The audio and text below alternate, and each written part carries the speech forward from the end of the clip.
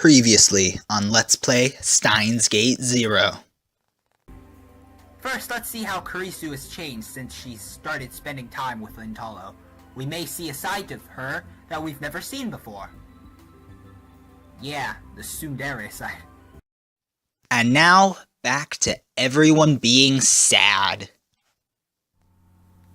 Hello, everybody. Pokey here with another episode of Steins Gate Zero. And when we last left off, I gave you a bit of a shorter video, sorry about that. And I goofed again on the Danganronpa episode this weekend. Sorry about that. But I'm feeling pretty good today because it is, wait for it, my birthday. Hooray! Alright, I just thought I'd point that out. I'm just in a kind of good mood today. We'll see. I might not be able to get very far in this episode again, just like last episode, but I'll do my best. Anyways, why don't we start by checking out the tips? I thought so. Okay. The four elementals.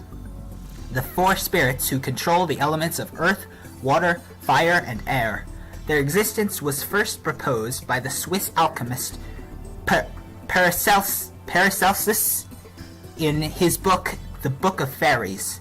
He described them as beings not dead like ghosts, but not alive like humans, and as being spiritual creatures of an extremely nebulous nature. Paracelsus struggled to explain exactly what they were, and in the end decided to classify them as things. He divided them as follows. I lost my place. The element of earth is controlled by the pygmies of the mountain, or the gnomes. The element of water is controlled by the nymphs of the water, or the undine. The element of fire is controlled by the salamanders of fire, or the Vulcans. The element of air is controlled by the sylphs of the wind, or the Sylvestres. Paracelsus' theory had a huge effect on alchemists and authors both of his own and later generations, who filled in the gaps in his work. In the fantasy genre in particular, elementals have become a mainstay. Byaki, winged interstellar creatures that appear in the Cthulhu mythos. I'm a big Cthulhu fan. I listened to the Cthulhu audiobook. That's The Call of Cthulhu. It's a pretty good story. You should check it out if you haven't. They were created by August Derleth, the co-creator of the Cthulhu mythos, along with H.P. Lovecraft, and appear in such stories as The House on Kerwin Street.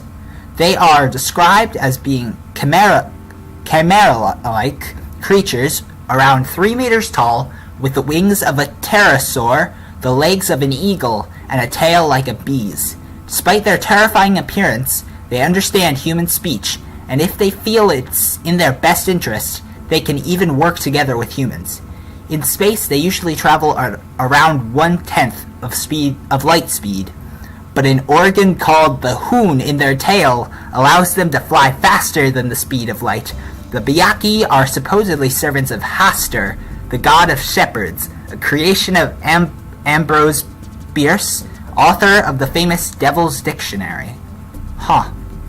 And Rhine, fictional, an instant messaging application developed by Itaru Hashida. Wait, really? If both users have it installed, they can communicate with one another via voice and chat. Since it's a privately developed software and isn't available on the internet, right now only Itaru Hashida and his friends and acquaintances use it. Wow, I never actually knew that, or at least I forgot it.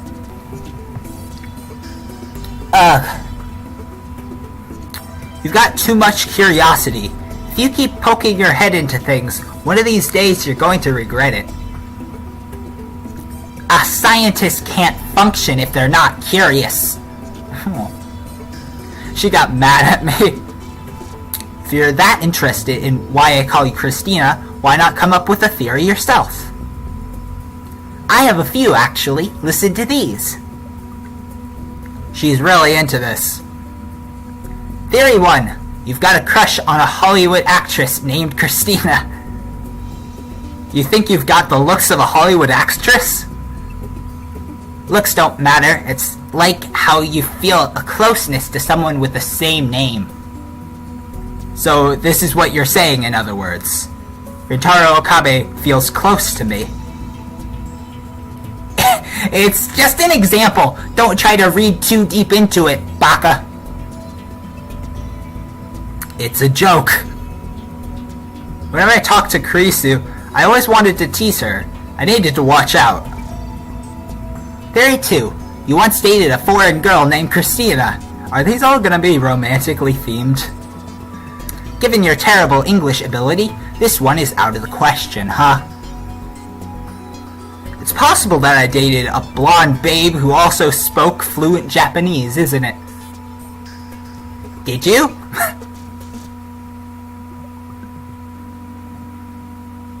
Silence is an admission of defeat. Sorry. Theory 3. You knew the original me and called her that either directly or indirectly. Bingo. This is also unlikely. Oh, that's strange. If you called me that, I know what I'd say. Stop adding Tina. Yeah, that was exactly right. That's exactly what Kurisu said. But I didn't stop, because I was embarrassed. The genius named Kurisu Makise was the person I always wanted to be. What do you mean? I couldn't bring myself to say her name, so I came up with a nickname to hide my embarrassment. Embarrassment? Yeah, not just with the original either. It happens when I'm talking to you, too. Me? I mean, I've never talked to a girl inside a monitor before. What? Well, thank you. Aw. Why are you blushing? I am not! I just didn't expect that you treat me like a girl. It surprised me a little. The tsundere intensifies. Even that reaction was just like Kurisu. That part of you, Huh? I shuddered. What was I about to say? This was a 3D model on a screen, a tiny collection of zeros and ones in the shape of a human. What was I about to say to her? Hey, can I ask you something? We knew each other, didn't we? I mean, you and the original me. If you don't want to tell me, that's fine, but what was our relationship? I'm kind of curious. Did I not get mad when you called me Christina? Or did I get mad, but then laugh and forgive you? I don't want to die. I was hit with a violent urge to throw up. I could see Kurisu in front of me, covered in blood. She was looking at me, her eyes cold. You killed me. Oh, great. What's wrong? Hey, you've gone pale. I touched the smartphone and ended the call. Great. Then I became too dizzy to stand. Oh. I tried to throw up, but nothing came out. My hands were shaking. That's right, I can't change reality. But there I was, trying to talk to Kurisu like nothing had happened. I was treating her like the real Kurisu, and trying to avert my eyes from what I'd done. Stop being so hard on yourself. I was just clinging to Kurisu. This was wrong. I shouldn't talk to Kurisu anymore. The call was from Kurisu. I hung up in the middle of the conversation, so she was probably mad. Mad? She was just an AI. Kurisu's anger was just a program. Kurisu wasn't Kurisu. Don't treat them like they're the same. I shouldn't talk to Kurisu anymore. Just the incoming call was almost enough to trigger a flashback. In my mind, I could see an image of Kurisu's bloody face. I should turn off my phone. This was getting bad. I couldn't even stand up. It'd been half a year and things were still like this. Even I was surprised. Ugh. I resisted the impulse to try to throw up again. Just turn off the phone. I wanted to get away from Kurisu. It wasn't her fault. It was mine. I couldn't become dependent on Amadeus. This wasn't right, and I needed to stop. I was blaspheming Kurisu's memory. She had sacrificed herself to send me to the Beta World line. I needed to live up to her expectations. I couldn't waste time talking to Kurisu. I needed to accept the fact that I couldn't save her and move on. Cut the power and shut off this call. At least until you meet Dr. Leskinen after this. Get Kurisu out of your mind.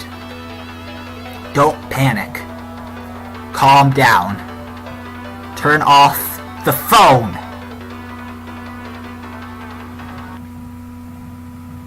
Well, that didn't seem to work out. What is it? You know exactly what it is. It's rude to just hang up. Is something wrong? Nothing. But you look so pale. It's nothing, really. Leave me alone. It'd help a lot if you wouldn't talk to me for a while. Don't push yourself too hard. Contact somebody you know, okay? Bye. Kurisu gave up easier than I expected. Maybe she realized that as an artificial intelligence, there was nothing she could do. Realized? I was making her sound like a real person. And the second that thought crossed my mind, I almost saw an image of a bloody hand. I gritted my teeth and waited for it to pass. I should really turn my smartphone off until I calm down a little. Power. Okay, do I have a choice? I just chose to cancel. I was fine until just a moment ago. But now, even hearing Kurisu's voice was enough to send me into a panic. I'd gone back to how I was half a year ago. Back then, even hearing Kurisu's name was enough to make me dizzy. I shouldn't have messed with this. I shouldn't have tried to chase Kurisu's shadow. For now, I should just turn off the smartphone. But, in the end, I couldn't make that decision. Oh, was that because I chose cancel instead of... Oh, well, Kurisu did say to contact somebody I knew. Oh. So maybe that was the right choice for me to hit cancel instead of off. I gulped down an entire bottle of mineral water and caught my breath. There was still a little time before my meeting. I wanted to get some air up here and recover a little. I looked down over the scenery below the overpass. The city was in the Christmas spirit. The atmosphere was charged with excitement. It was the exact opposite of me. I took more deep breaths. I still felt like I wanted to throw up. I was getting a headache too.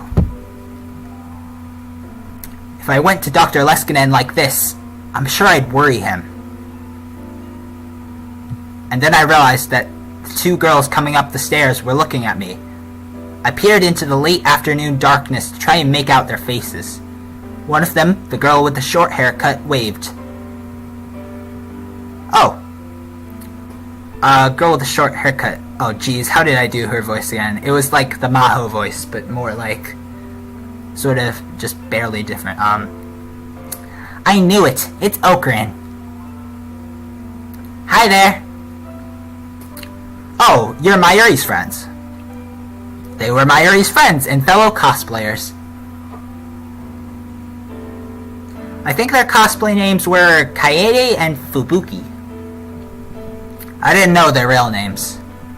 Which was Kaede and which was Fubuki again? Are you okay? You don't look so good. I'm fine.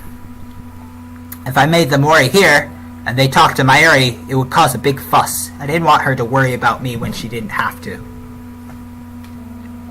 I shouldn't have come back to Akihabara anyway. I'd run into people I knew just walking through town. I should have gone toward Kanda when I left the shrine. You always look like you're hurting somehow, Ocarine. Oh man. Look at her face. Do I? You do? Fubuki. And when Mayushi looks at you, she looks like she's in pain too. And when I see her looking at you, I feel like I'm going to cry. Wait, what am I saying? This Fubuki girl must really care about Mayuri. I felt a little better after hearing that. Who's the girl you like? What? The girl I like?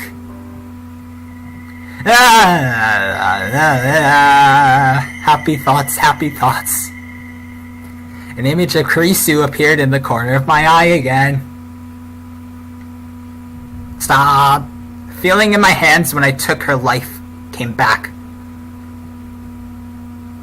Whoa. No, calm down. Ocarine? I'm sorry. That was rude to ask.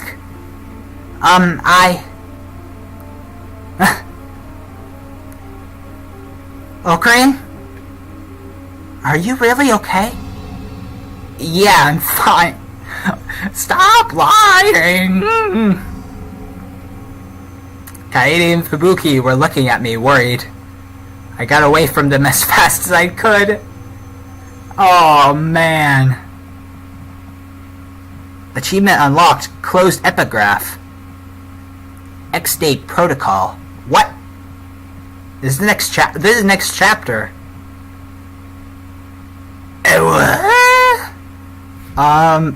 Have I been recording long enough? I feel like I want to record a little bit longer to make up for the short one. So even though the new chapter or whatever just began, I think we should just continue on with the story. I want to stop being a tester. When I started the conversation with that, both Dr. Leskinen and Maho looked shocked. We are meeting in a room at a luxury hotel in the heart of Tokyo. It felt like the sort of secret meeting you'd see in a spy movie. Or maybe it only felt that way because the old me wasn't completely gone. Oh man. You can't just... It's irresponsible. Maho seemed to finally understand what I meant, and her anger was clear. Maho, calm down. Lintaro is the one helping us with this test. I'm grateful that you took up the offer at all. If you quit here, you're not being irresponsible at all. Don't worry. Dr. Leskinen smiled and offered me his hand. I talked about this before, about how, like, I looked at his face initially and I thought he really looked like a villain. But, I don't know. He's like... It's weird, because so many games, like, just off the top of my head, I'm thinking of Kingdom Hearts, where, like, you'll see a bad guy that's so obviously a bad guy, but none of the characters can seem to tell that it's the bad guy, but you already know it's the bad guy, so it's, like, super frustrating when they're, like, trying to figure out, oh, who is the bad guy? It's like, Dr. Leskinen, it's so weird, like, I have the feeling that he's gonna turn out to be a villain somehow, but I have no idea how, because he's just been so endearing this whole time, despite his, like, his kind of weird appearance. I don't know if that's just me. It's probably not, because he's got wrinkles in his face like paper, and I don't know. I guess I'm just trying to say that I'm surprised he's such a nice guy, and I'm kind of expecting it not to stay that way. I took hold of his giant hand and shook it back, but I looked down, unable to look him in the eye. I'm sorry. Still, I would have liked it if you could have continued. I took a quick look at the logs and I see you've been talking to her quite a bit. And the way Kurisu speaks to you is very different than what we hear at the laboratory. Humans are, by nature, social animals. They change their words and actions depending on the situation and who they're speaking with. We can assume that Amadeus is doing the same thing. That's why I wanted you to continue the test a little while longer. By the way, why did you decide to quit? Did talking to Amadeus become painful? No, it's the opposite. The opposite? Talking to Amadeus, to Kurisu, is a lot of fun. But that scares me. And I desperately tried to explain the feelings that were welling up within me, even though I still didn't understand them myself. I told them how scared I was, that I was starting to see Kurisu and Kurisu as the same person. I thought this might put a lot of stress on you. I'm really sorry. But that reaction of yours is very interesting. In the sense that you're interacting with Amadeus from the perspective of someone who isn't a scientist. That's very valuable to me. I hope you'll forgive me for saying that. I'm a scientist at the core, you see. No, I understand that I'm the one being selfish here. Maho hadn't said a word for a while. She was frowning, and she seemed to be intently focused on studying Amadeus's logs. I didn't want her looking at me because it made me feel guilty, but... Alright, if you want to stop being a tester, that's what will happen. But, do you mind if we leave the access program on your phone? Huh? From now on, it's up to you whether you want to talk to Amadeus or not. I'll tell Kurisu not to contact you. Whoa. I don't want our relationship with you to end today. You're the first friend we've made in Japan, and also... Maho would be sad. Professor! Man. I also kind of like the relationship between Dr. Leskinen and Maho. It's like, they're sort of siblings, but sort of father and daughter. I don't know, it's nice. I understand. It felt like giving in, but at the same time, I didn't want to lose my relationship with Dr. Leskinen. My goal of going to Victor Condrey University hadn't changed at all. Oh, is that a cell phone? And then Dr. Leskinen got a call on his smartphone. Oh, excuse me, I have to take this. Maho, make up with Lintalo while I'm gone, okay?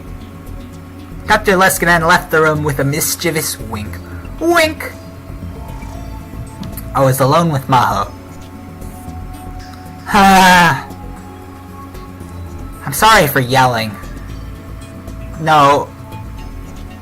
The professor's right. We're the ones asking you for a favor. Amadeus is like a sister to me. No, more like a child. And it felt like you were throwing her away, so... I'm sorry I can't help you. I think I understand how you feel. Or at least, I thought I did, maybe.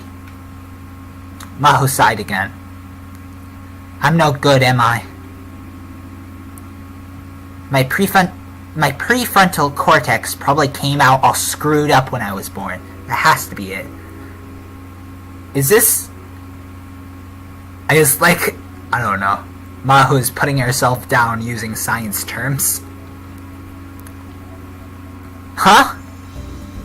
The prefrontal cortex is one of the parts of the brain that defines your personality. It also handles information filtering. When there's something you don't want to admit, it cuts out that information, or deceives you as to its meaning. I don't really understand. It's the kind of things that I'm learning in psychology. In other words, it tries to hide your emotions, and it tells lies. Not to other people, but to yourself. Like how I'm trying to hide how I feel behind a wall of scientific jargon right now. Whoa! That was very meta. It's like, I was just kind of thinking the same thing. It's like, It's very quirky of her to use all that scientific jargon to explain her own self-loathing, and then she just goes and admits it. I think it's my prefrontal cortex that's doing it. That would apply just as well to the old me, Hyoma Hyoin. I never know how to pronounce that last name. When I realized that, there was nothing I could say. I think that's true for everybody. It's worse for me, probably. Just, from now on, whenever you feel like it, talk to Amadeus. It doesn't have to be for long. I'll think about it. Thanks. I wonder if this means that I'll have control over... I can't open my phone right now. I mean, like, it'd be weird if I opened a phone at a meeting. I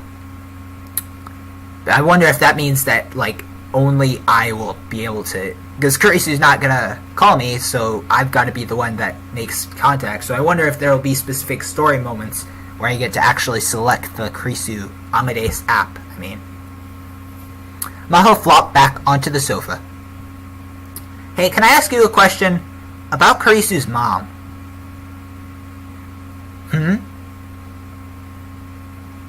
I happened to hear you and the professor talking about her at the party one time. You'd said that something happened at Kurisu's house? Oh, that. Maho seemed to remember it quickly. She nodded. We got a call from Kurisu's mom. Someone set her house on fire. What? Was she okay? She said she was gone. She said she was gone that day, so she was alright. That was relief. After all that had happened, I really didn't want Kurisu's mother to have to go through any more. Kurisu's mom seemed to really like me. She would invite me over on my off days all the time. So I'm worried. I hope she's not caught up in anything weird. Weird? I noticed the way she said the phrase. A cold chill ran down my back. CERN. It wasn't just an arson case. Well, Maho seemed unsure if she should tell me. Hyajo. I urged her to speak. She nodded slightly. Well, at first the local police investigated, but after that, some people saying they were with the FBI came. The FBI? I think I already learned about that in the tips. Or yeah, they're all called tips. I suddenly doubted myself. Or they tips or are they hints? They're tips. Yeah, understand, this wasn't a case the FBI would usually be involved in. And supposedly a neighbor saw the arson. And from what she said, they didn't look like your ordinary arsonist. What does your ordinary arsonist look like? I mean, like, I don't know. Japan and like the US are pretty different, but I'm pretty sure they don't just go around seeing what arsonists look like on an everyday basis. I don't know. An ordinary arsonist, I just think of the pyro from TF2. What do you mean? There was more than one. She said they looked like some kind of special forces unit. They barely said a word, and once the fire started, they got right into the car and left. This is definitely early to discern. I don't know if this is the right word, but they looked really good at their job. And they said the fire spread really fast. Was she trying to say that it was no ordinary arson, but the work of a professional? I couldn't laugh away the possibility. I knew for a fact there were people like that in this world. And the neighbor said they were speaking Russian. Russian? Russian. The first thing that came to my mind, whether I liked it or not, was Nakabachi. I probably am supposed to remember that. Kurisu's father. Half a year ago, he'd stolen a paper about time travel from Kurisu, his own daughter, and used it to seek asylum in Russia. Could that have something to do with it? And there's one more thing. Right after Kurisu's death, something weird happened at the lab. Someone who said they were a Japanese detective visited us with some of the local police. They said it was a joint US-Japan investigation into Kurisu's death. Of course, we helped as much as we could, but a few days later, the university asked the police, and they said no such detective had come from Japan.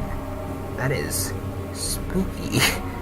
So the Japanese detective was a fake? That's not all. The local police said they'd never searched our lab. In other words, not only was the detective a fake, but everyone who came and said they were with the police were also fakes? I smell a conspiracy. After that, Maho shook a little and wrapped her arms around herself. I've started to wonder if there was something else going on with Kurisu's death. I'm not really a conspiracy theorist, but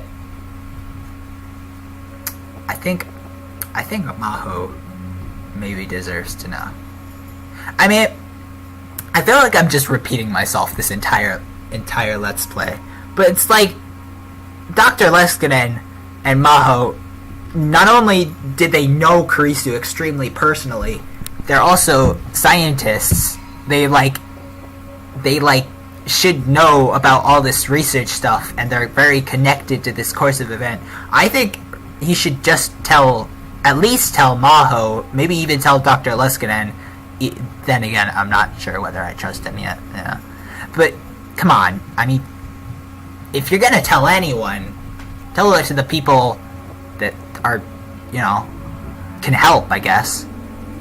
I don't know how yet, but I think that maybe Kurisu was killed for some other reason, and whatever that reason was, it's being covered up. Oh, great. Yep. Oh my gosh. I was the one who killed Kurisu. The police never found out. They never would, probably. No one could prove a murder that had been committed by a time traveler.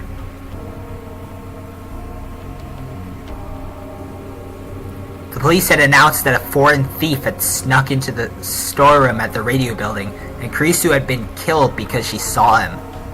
Supposedly there was an international warrant out for the thief's arrest because he'd already left the country.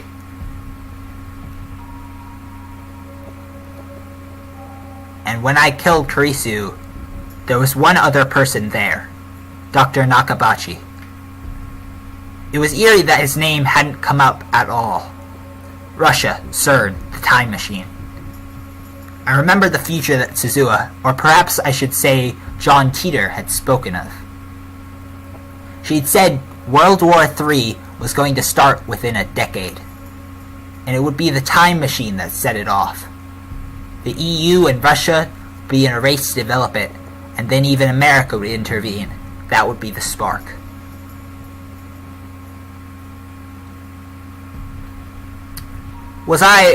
Were we at the center of a chain of events that would result in the deaths of 5 billion people? I couldn't help but feel that way. Kurisu won't be able to rest in peace like this. I want to know the truth. The truth? I couldn't stop myself from shaking as I looked at Maho's face. You want to know the truth? Yes, yes, yes, yes, yes. That was dangerous.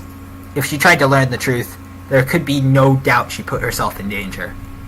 You've got to tell her. Come on!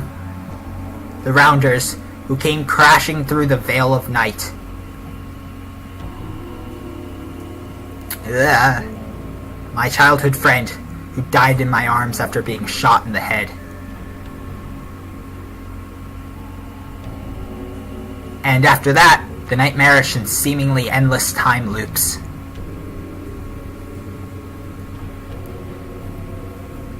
All the horrors that I experienced in the Alpha World line came flooding back, and I fought to stifle a moan. But that's something you should leave to the police. Do you really think so? If nothing else, you shouldn't think you can do something about it yourself. There's just so little that one person could do. After I said that, I regretted it, but it was too late. Maho's gaze had turned into a piercing glare. Do you know something about what happened? My panic was about to show. I quickly covered my face with my hands. That's impossible, right? Yeah, sorry for being weird. Whenever Kurisu gets involved, I just can't help myself. I really liked her. She's a really good girl, an amazing one. I liked her too. Yeah, I can tell by watching you. A heavy silence filled the air between us. I felt like I had to say something, but fortunately, Dr. Leskine came back just then. How about some dinner, you two? Maho and I nodded and stood up from the sofa. Is Maho really just gonna let that pass? Okabe, will you tell me more about what Kurisu was like when she was here sometime? Yeah, whenever you like. I was just barely able to smile back at Maho. I saw a dark blue van come around the corner of the underground parking lot. Its tires squealed a little. It wasn't a Japanese car. It was a station wagon that looked like a sports car from some foreign manufacturer. I didn't know a lot about cars, but supposedly if you purchased it from a dealer, it could easily go for over 8 million yen. The reason I knew all this was because the car's owner had told me over and over. Oh, who is it?